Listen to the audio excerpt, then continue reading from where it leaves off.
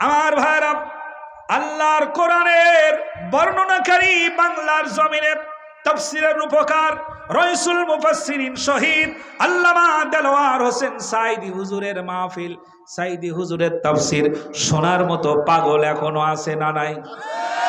আল্লাহর কোরআনের তাফসীর আপনাদের এত বড় বিশাল মাঠে তিনি যদি তাফসীর পেশ করতেন, তাহলে আমার মনে হয় গোটা দিনাজপুর না, গোটা উত্তরবঙ্গ এক জায়গায় হয়ে যেত। আল্লাহর কোরআন শোনা থেকে বঞ্চিত করলো যারা, আল্লাহর দরবারে রাসূলের করা মামলার আসামি তারা। এই আসামি আছে না নাই? এখন গায়ে লাগলে বলবে, এই তো হুজুর আপনারা বলে রাজনীতি করেন না। আরে দূর মিয়া, এটার নাম রাজনীতি? বদনার বলদ কোথাকার। আল্লাহর কোরআন শুনলে পরে যারা মনে করে রাজনীতি, জিজ্ঞেস করে দেখেন, খোঁজ নিয়ে দেখেন, নকল করা ছাড়া পাস করে না, অথবা অটো পাস, ও মালি আলাদা। আল্লাহ রাব্বুল আলামিনের নবীর করা মামলার আসামি হলো তারা। আমার ভাইরা, আল্লাহ রাব্বুল আলামিন বাংলার জমিনে যুবকদের আইডল বানায়া দিলেন আর একজন মুফাসসির, আর একজন তাফসীর কারক, নাম হলো মিজানুর রহমান আল আজহারি। কত সুন্দর সাবলীল ভাষায় কথা বলেন।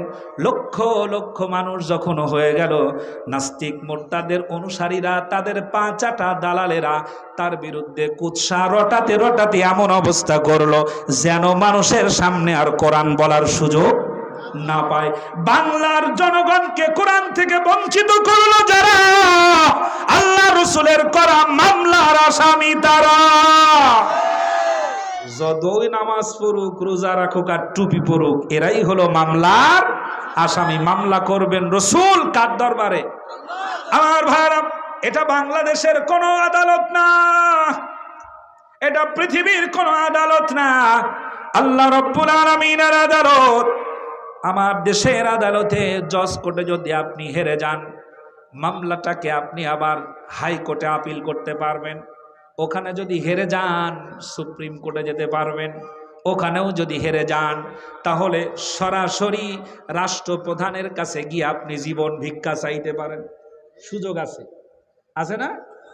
আপনি যদি সেখানে জীবন ভিক্ষা চাইতে পারেন, ওখানেও যদি ভিক্ষা না দেয় আন্তর্জাতিক পর্যায়ে আবেদন করতে পারেন, সেখানে আপনি বাঁচার আকুতি জানাতে পারেন, বাঁচার নিবেদন করতে পারেন, জীবন ভিক্ষা চাইতে পারেন। একটা সুযোগ তারা আপনাকে দিয়ে রেখেছে।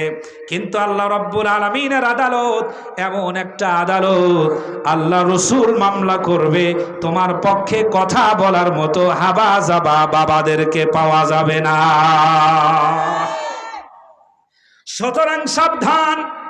এই জন্য আল্লাহ রাব্বুল আলামিন বলেন, মা ইয়ালফিযু মিন কাউলিন ইল্লা লাদাইহি রাকীবুন আতীদ।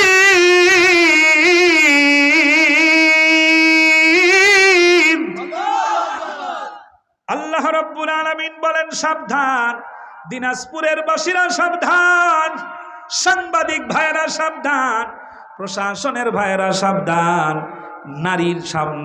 নারী মহিলারা সাবধান, পুরুষেরা সাবধান, যুবকেরা সাবধান। যা শব্দ বের করা হয়, মা ইয়ালফিজ শব্দ যেটা বের করা হয়, ইল্লা লাদাইহি রাকীবুন আতীদ, এমন একটা শব্দ লফজ বের করেন নাই যেই শব্দটা, যেই লফজটা আল্লাহ রাব্বুল আলামিনের ফেরেশতারা লিপিবদ্ধ করে নাই। একটা শব্দ নাই যেটা লিখে রাখা হয় নাই। শুধু লিখে রাখা হয়েছে তা নয়, আল্লাহ রাব্বুল আলামিন বলেন, ওয়া কুল্লা শাইইন আহসাইনাহু কিতাবা, লিখে রেখেছি শুধু তা নয়, বরং গণনা করে করে লিখে রেখেছি যেন একটাও বাদ না পড়ে যায়। এটা কঠিন চিন্তার বিষয়। প্রত্যেকটি শব্দ লিখা হয়ে গেছে। কোন জায়গায় সাইন করেছো, কোন জায়গায় সই করেছো, কোন জায়গায় সিগনেচার করেছো, টিপসই কোন জায়গায় দিয়েছো, এটা আল্লাহর দরবারে লেখা হয়েছে নাকি হয় নাই? আমার ভাইয়েরা, আল্লাহ রব্বুল আলামিনের নবী বলেন, আল্লাহ রসুলের কাছে প্রশ্ন করা হলো, ইয়া রাসূলুল্লাহ, আপনার উম্মতের ভিতরে সবচাইতে ভালো মানুষকে? শুনতেছেন কথা? রসুল বলছেন, রসুলকে প্রশ্ন করা হচ্ছে। হযরত আবু মুসা আশআরী রাদিয়াল্লাহু তাআলা আনহু বলছেন, ইয়া রাসূলুল্লাহ, সবচাইতে ভালো মানুষকে? আল্লাহ রসুল যে নামাজি তাকে ভালো বলেন নাই।